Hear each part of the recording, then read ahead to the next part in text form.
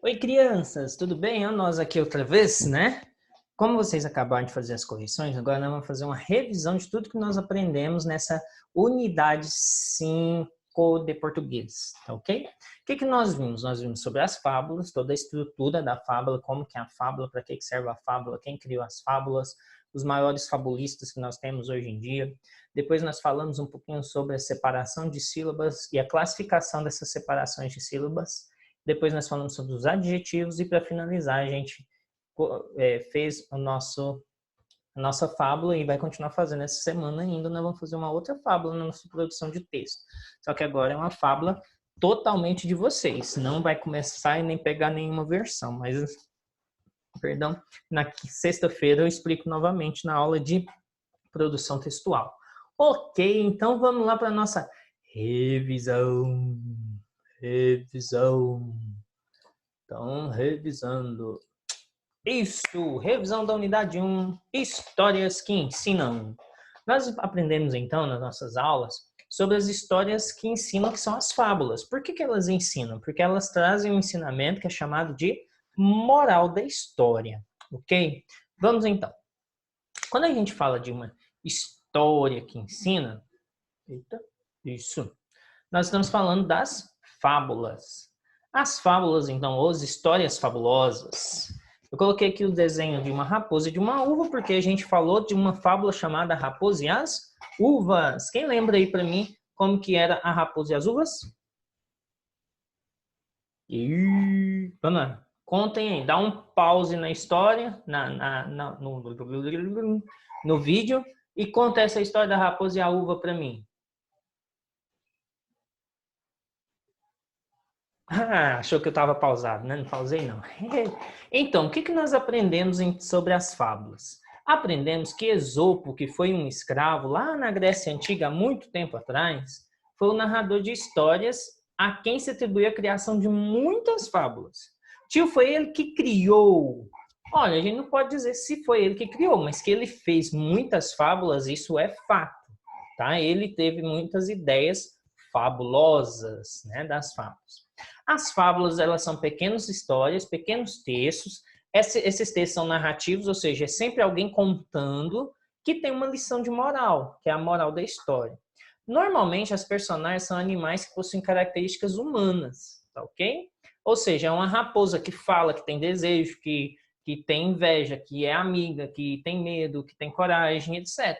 São animais ou objetos. A maioria das fábulas é com animais, tá bom? Mas pode ser algum ser vivo, vivente também, como um vegetal, uma planta, alguma coisa que também tem ações humanas. As fábulas, elas são compostas por 4 partes mais a moral da história. Quais são essas 4 partes? A apresentação, parte que expõe alguns personagens, o início da história. O conflito, alguma coisa que vai mudar na história. Então, a gente pode falar assim, uma raposa estava feliz caminhando. Tá, é o início. De repente, tropeçou, caiu, rolou ribanceira abaixo e ficou chateada. Aí o conflito. E aí se apoiou em um cacto que a feriu. É o clímax, que é o ponto máximo da história. E o desfecho. A raposa vira para o cacto e fala, por que eu fui pedir sua ajuda e você me machucou? E o cacto diz, mas não tem como eu não te ajudar, eu não ter se machucado, já que a minha essência é ferir, né? Moral da história, né? A gente viu, tomar cuidado com quem a gente pede ajuda, que nem sempre está lá para nos ajudar. Enfim.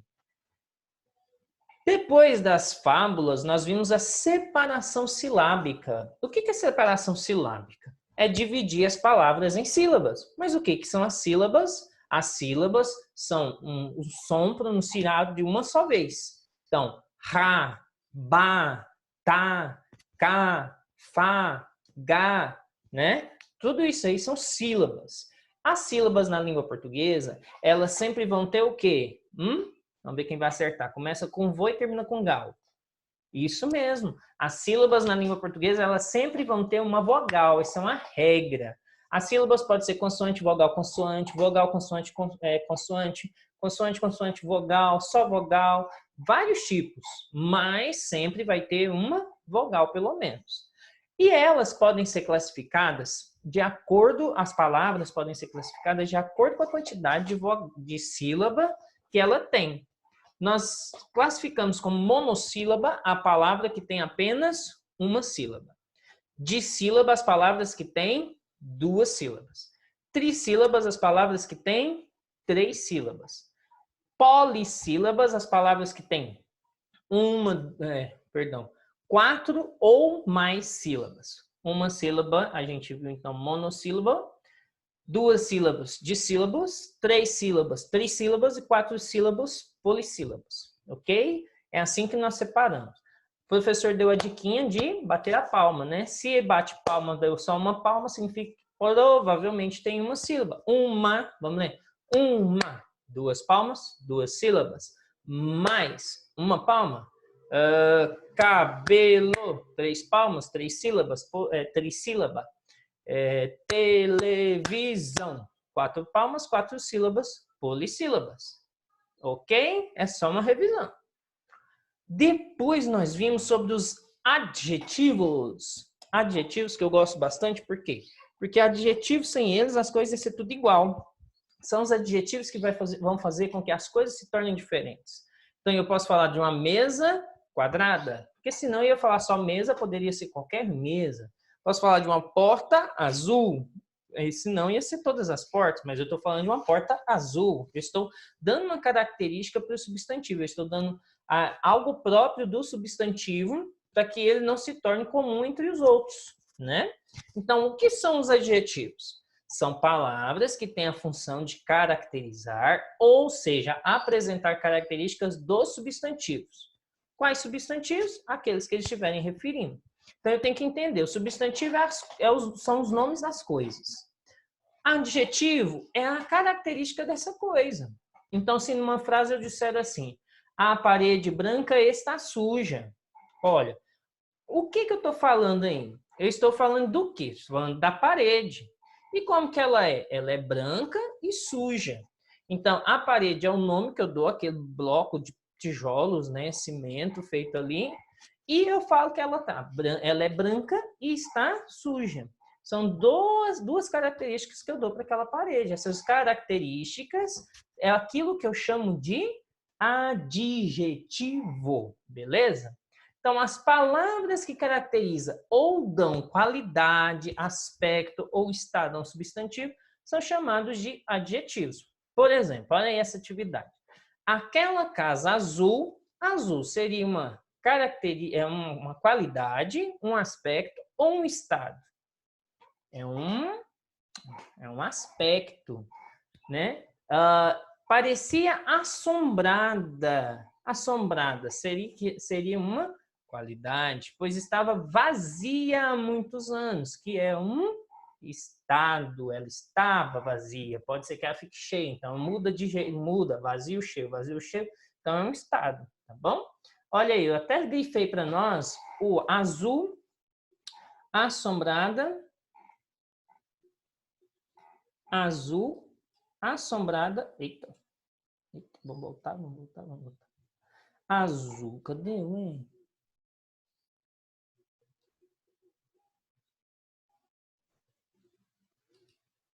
Isso, azul, assombrada e vazia. São as características de quem? Vamos lá. Quem era azul? A casa. Quem parecia assombrada? A casa. Quem estava vazia? A casa. Olha só, vários adjetivos para um único substantivo. Tem algum outro substantivo nessa frase? Sim, anos. Anos não é o nome que a gente dá à passagem do tempo, mas tem alguma característica desse tempo aqui, da palavra anos? Não tem. A única que tem é casa, ok? Vamos então para o próximo. Alguma dúvida? Se tiver dúvida, pode me mandar um áudio lá no Zap ou um texto lá no Zap perguntando, que eu vou estar feliz em responder. Depois a gente viu na produção escrita, olha aqui que legal o Leão e o Ratinho, né? A gente viu tantas histórias legais aí, fábulas do Leão e do Ratinho, que o Leão ajuda o Ratinho, depois o Ratinho vai lá e salva o Leão, né? A gente aprendeu bastante que hoje a gente pode estar ajudando, mas um outro dia podemos ser nós a precisar de ajuda, né? Então não devemos negar a ajuda às outras pessoas. E aí, a gente viu que a fábula é um discurso direto. que é o discurso direto? Discurso direto é quando nós colocamos a personagem da história para conversar. E essa conversa, esse diálogo é marcado pelo travessão, no início da conversa. Então, quando eu falo de discurso direto, é quando há um diálogo dentro da história, onde o observador, né, que é o narrador, estava contando, de repente alguém falou. Depois volta para o narrador novamente, acompanhada de travessão. A fábula é um texto narrativo, onde o narrador não participa da história, ele apenas observa. É como se tivesse ali tudo acontecendo e o narrador lá em cima olhando tudo que está acontecendo e contando para a gente. Então, não tem assim na fábula, eu estava caminhando. Não. A fábula, normalmente, ela é escrita no passado, né?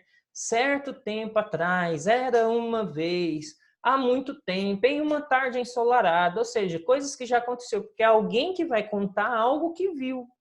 Viu entre aspas, né? Porque a fábula a gente percebeu que os animais falam e se alguém vê o animalzinho falando aí, tem que fazer um tratamento. Não é verdade? É só na fábula que isso acontece.